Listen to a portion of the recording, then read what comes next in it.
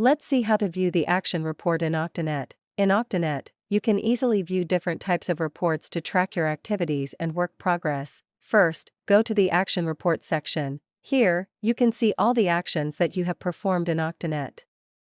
For example, you can view activities such as device addition, fiber addition, ticket closing, and other system actions.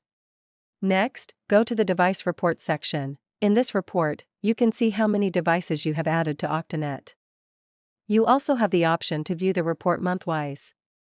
Simply click on the Date Selection option and choose the date or month you want to view. After selecting the date, the system will show you the total number of devices added during that selected period. Now, let's see the ONU Power Report. In this section, you can view the ONU Power details of a particular customer. This report helps you monitor the signal strength and power status of the customer's ONU device.